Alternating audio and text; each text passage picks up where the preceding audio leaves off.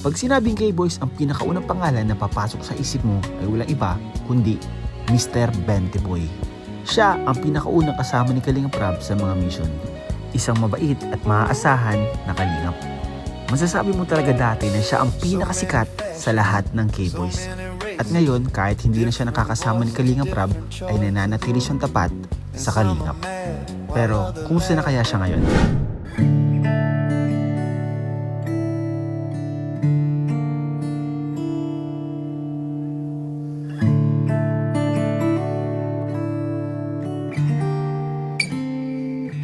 Hello mga Kalingap, naalala niyo pa po ba si Mr. Bentiboy? Yung isa sa mga K-Boys na laging namimigay ng 20. Bago pa dumating si Kalingap Edu na maging kasamahan ni Kalingap Rab, siya po yung nauna sa amin. At ngayon guys, kumustahin natin siya. Samahan niyo ako and ngayon may aabot din tayo sa kanya. So tara guys, let's go. Dito na pala tayo guys. Ayun si Kuya Jason oh.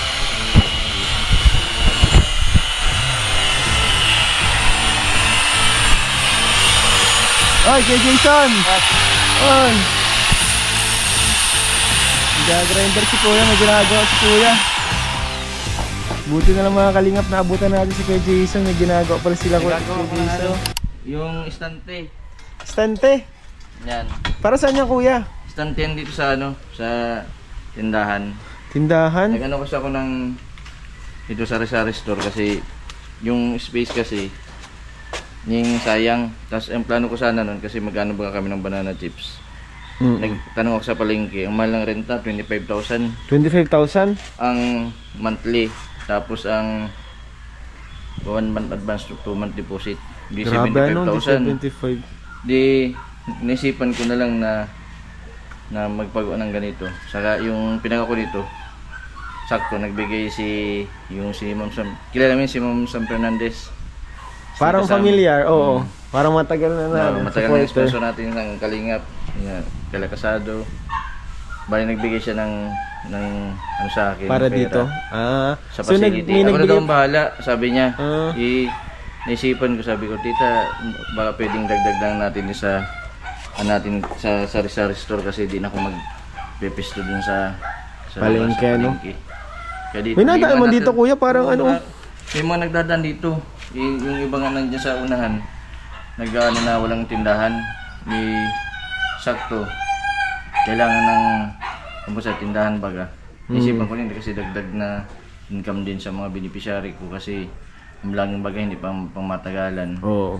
Kasi ang vlogging minsan mahina, minsan okay. Dito ko i-display yung mga banana chips tapos dito. Yung mga banana chips ni Casey. Ni Casey tas sari-sari store.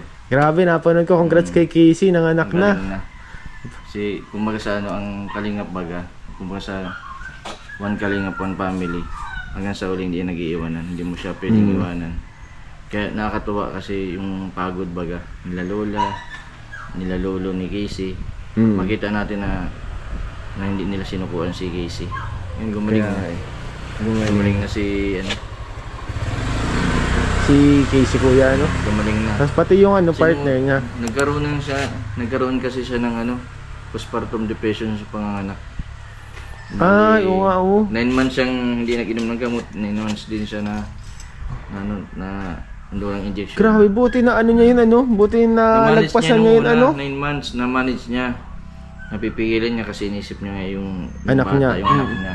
Pero nung mga anak, doon talaga lumala. Sakit talaga niya. Yung nag-i-injection na tinutulak niya. Yung nurse, tinulak niyang malakas. Kaya, yun, sabi ko, grabe. Hindi dapat sukuhan ito sila Casey.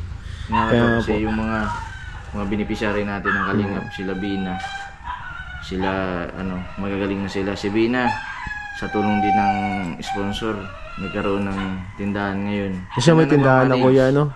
Oo. Si Vina Kuya, okay, kumusta naman? Okay naman? Na. Mas malaki yung naitulong sa kanila nung simula nung may nalilibangan. Akala nga natin, siyempre, pag may tindahan, mag-iisip kapag nalugi. Pero hindi. Kasi unang-una, may nalilibangan sila. Isa yun sa nakita ko dun sa may dito sa Lawihaw, si Lola Ayong. Mm. Ano siya, 15 years na nagtitinda. Pero may ano din sa schizophrenia. Simula doon nagkatindahan siya. Talagang Okay siya. okay siya kasi may libangan. Tapos yung benta niya, pinapambili niya ng gamot. Ay, mga kalingap si Kuya Jason. Buti na lang po mga kalingap. Ano, andun si Kuya Jason, ano? Nabutas na yung ano. Batas na yung gan mo, Kuya. Ikaw, Kuya, kumusta kaming Kuya dito? Ayos lang, nalilibang ako. Kapag wala akong vlog, pag hindi ako makapag-vlog, naggagawa ko dito ng mga ganito. Tapos, kasi ito makakatipid na ako dito kapag kasi pinagawa mo ito, mahal ang bayad. Kaya ang buti ko marunong ka, no? Marunong man ako kasi yung trabaho ko dati sa Manila, sa Laguna, ganito, mga sa electrical baga ako. Tapos nag-welding din ako. Nag-aral din ako ng welding. Buti na lang po yung may skills po si Kuya Jason. Ano, alam naman po natin mga kalingap si Kuya Jason, ano yan eh. Jack of all trades. Kung mag-aalam niya ang gawin niya. Para pinturan ni Kuya Bal. Si ano mo pala Kuya, si Mrs. mo, kumusta naman? Bali, nag-undergo na siya ngayon ng radiation tapos chemotherapy. Bali, hindi sana ako papatuloy yung ito. Ikaso, siyempre, galing baga sa nagbigay yung sponsor. Kaya sabi, siyempre, ilalagay ko dito. Kung saan nakalaan, ano? Kung saan nakalaan. Alangan man nagasusin natin sa personal natin problema. Kaya yung inaano ko, yung sinasahod ko, tapos yung naitutulong din natin dun sa Sa Kuya, kasi Kuya dyan, siyempre, kailangan mo din gumawa ng pagkakakitaan. Siyempre, kapag meron kang magawang pagkakakitaan, mas makakatulong ka sa marami. Nakakabili po ito si Kuya Jason, mga kalingap, kahit ano na po siya. Hiwalay po yung mga mission niya sa amin, kasama hindi po namin siya nakakasama na nila Kalingap pa. Pero, Kalingap pa rin po si Kuya Jason. And ngayon po, nakakatuwa kasi kahit magkakaiba kami ng mission, kunyari, sila Kalingap Dan, yan, ikaw, yung ibang mga K-boy, sila Edo, kahit magkakaiba na po kami ng mission, ano pa rin kami guys, K-boys pa rin kami, and Kalingap pa rin kami. Wala pa rin nagbabago din mga Kalingap. Ang maganda nga dun kasi, mas madami tayong natutulungan. Ano? Ba't ba natutulungan natin? Tataba lang tayo pero di tayo magbabago. Hindi magbabago. Grabe, nagsimula tayo, mga payat tayo lahat. Mga payat. Mga payat lahat. Ngayon, Mataba na. pag tumatanda na kasi talagang medyo ang bilis na mag-gain. Pero mabuti naman Kuya, anong kalagayan ngayon ni Mrs. mo Kuya? Okay naman siya. Yung nakakihil naman. Nakakihil naman. May progress naman. Parang nung una, sabi nung anak ko ay malakas nung una parang ngayon, parang hindi niya nakakayanan yung radiation. Kasi sabay yung chemotherapy niya tapos radiation. Sabi ko buti hindi naman nalagas ang buhok. Sabi man ni nung mami niya, pagka yun daw sa ovary daw na radiation tapos chemo, hindi man daw nilalagas. Di katulad nung sa breast cancer. Yun yung mga nalagas ang buhok. Sa taas, nalagas ang buhok. Yan, nilibang-libang ko lang ang sarili ko. Kapag siyempre, may problema na nga tayo, isipin pa natin. Di gumawa tayo ng way para malibang. Kaya ito, ginagawa ko ito. Ito din pati, hindi lang ba sa libangan, paraan lang din para mas makatulong ka. Tinan mo, nabuo na yung Kaya, istante na lang sa loob. ang ganda po dito kala Kuya Jason, mga Kalingap. Pakunti-kunti. Ano to Kuya Jason na, Sari-sari store yung kabila, ng mga banana chips, yung mga gawa nila Casey. Ano yun, gawa nila Casey? Nakakatuwa. Tapos yung gawa man nila ni Rubilin Achara, dito ko rin di-display. Hindi na kayo magbabayad ng renta. Yung 25,000 na i-rebayad namin sa renta, pantulong na sa mga beneficiary. Hindi mo pati kailangan habulin yun kasi ang hirap magparahabol ng ganung renta, 25, tapos 1 month advance, 1 month deposit, Tapos yung nandito man, siyempre magagawa na yung dito, medyo okay na yung ripaka ng banana chips. Tapos yung lutuan na lang yung problema namin. Bali sila Casey, pwede din mag-stay dito? Pwede kasi yung mga beneficiary ko mga magagaling na. Plano ko, dito sila magtrabaho. Kasi hindi sila pwedeng magtrabaho ng 8 hours na straight na walang upo. Kasi hindi pwede sa kanila. Kasi saka mahirap Kuya kapag sa iba hindi nila alam talaga yung fully alam yung sitwasyon nila, nila Casey, ganyan, ng mga tinutulungan natin, nila Rubilin. Nagtrabaho nga si Casey noon, nag-apply trabaho sa ukay-ukay. Nangyari, alas 9 pa lang ang pasok niya, alas 5 na madaling araw. Nagising siya, bawal baga magpuyat. Pagka alas 9 daw ng umaga, sabi niya, nahirapan ako kay Jason, biruin mo. walang upo-upo, naghahanap ako ng upuan. Yung tinanggal siya agad. Tinanggal siya. Tinanggal siya sa trabaho kasi Hindi man nila naghahanap alam siya ng ang upuan. sitwasyon eh. Hindi alam ang sitwasyon. Hindi nila alam ang sitwasyon. Tinanggal siya sa trabaho kaya yun. Sabi ko, Kaya, hindi ko lang kayo. nakakatuwa guys na dito si Kuya Jason. Support po natin yung channel ni Kuya Jason. Hanggang ngayon, nagbabalag pa rin po siya, Mr. Bentiboy Vlogs. Ayan. And ano naman kuya, nakakatuwa naman kasi si Mrs. mo pala is na ano naman, nakikimo no. Radiation. Mapasalamat nga ako dun kay Kalinga Prab, Kuya Bal. Yung sa lahat din ng mga kasama natin sila Ubilito. Pero mo, siyempre, nagkatampuan minsan pero nung pagdating sa yung nangangailangan, yung pangangailangan ng kasama mo, di sila nag-atubili na nagbigay. Yung mga kasama natin, mga reactor. Kaya appreciate ko lahat ng mga kasama natin. Pero kung nagbago ako nung hindi na ako nasama, sigurado hindi ako makakalapit ng tulong, hindi ako makakain ng tulong. Malaking tulong yung binigay po ng mga sponsor sa akin, doon sa nanay po ng anak ko. Kasi malaking tulong talaga yun sa pagpapagamot. Totoo lang.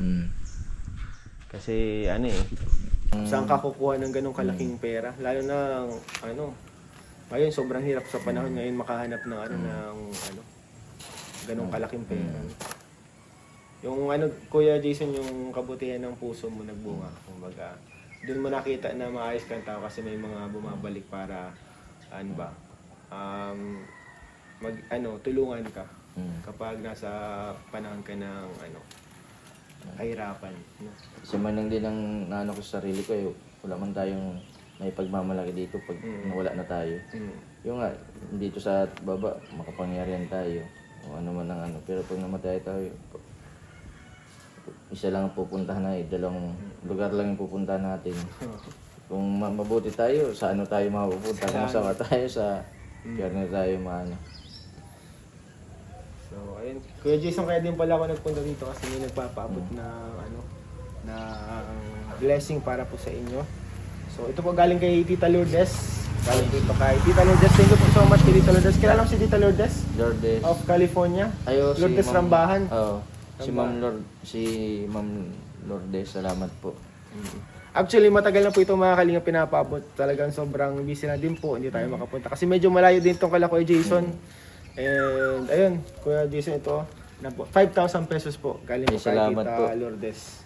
Salamat po, Ma'am Lourdes, sa binigay po ninyo. Malaking tulong po ito dun sa asawa ko na nag-chemotherapy. Ngayon sakto, radiation niya. Nag-message ka sa akin, baka meron ka dyan kasi ngayon radiation ko. Minsan, wala na din ako naibibigay kasi sabi ko nga, kung nahirapan ako, mas nahirapan siya kasi yung sakit baga niya. Tapos madagdag pa siya ng problema kung saan siya makakuha ng pang paggamot. Kaya hindi ko po ini-expect na ngayong araw May dadating. may dadating na may ganito po. Malaking tulong po ito na naibigay po ninyo. Grabe. Saktong-sakto. Maraming salamat po mga kalingap sa lahat po na nagpapaabot at nagbibigay ng tulong kay Bentiboy, syempre sa kanyang asawa. Malaking tulong po yun sa kanya, lalo na ngayon. Sobrang hirap ngayon, kuya, mahinang YouTube ngayon, Mahina. Mahina. Kaya nga nag-isip po ako na Tindahan, may pagawa po ito kahit na sabihin natin na sa gitna po ng yung emergency po. Yung binigay naman po ng sponsor, siyempre may mga ko diyan mga nakatagama, semento, may nakalaan sa mga may mga ako na mga diyan na buhangin, yung mga gamit sa ko.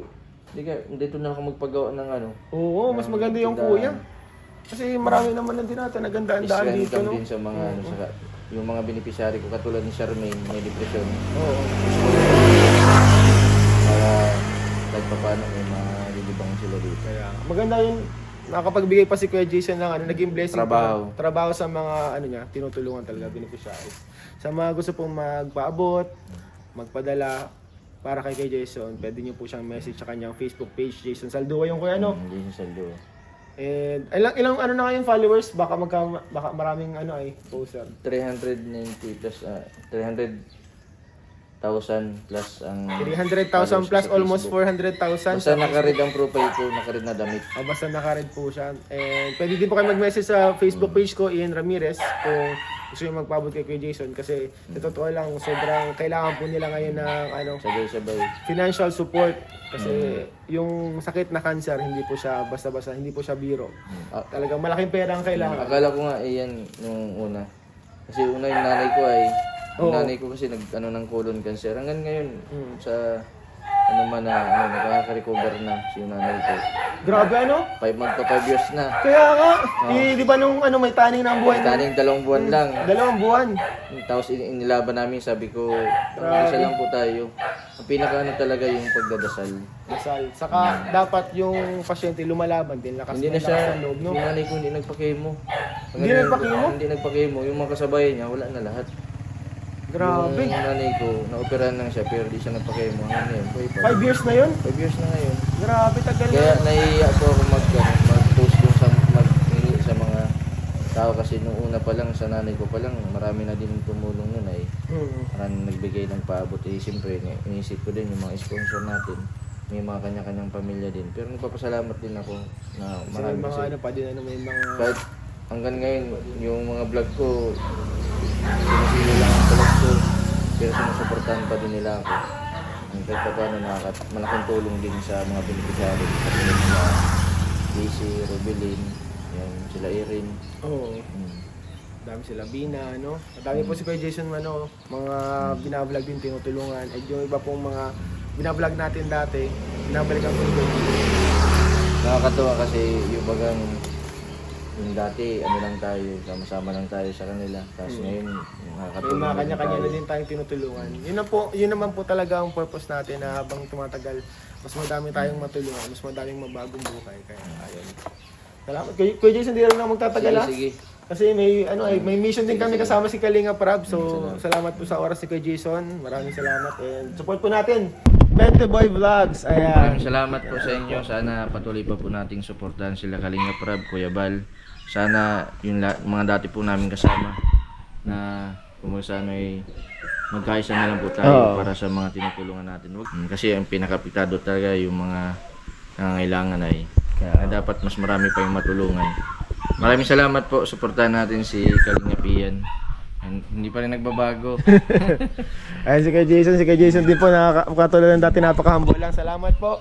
Apot na lang ako Kuya Jason, may mission pa kami nila Kalinga Prab. Talagang nagdaan lang ako dito, nagsaglit lang ako.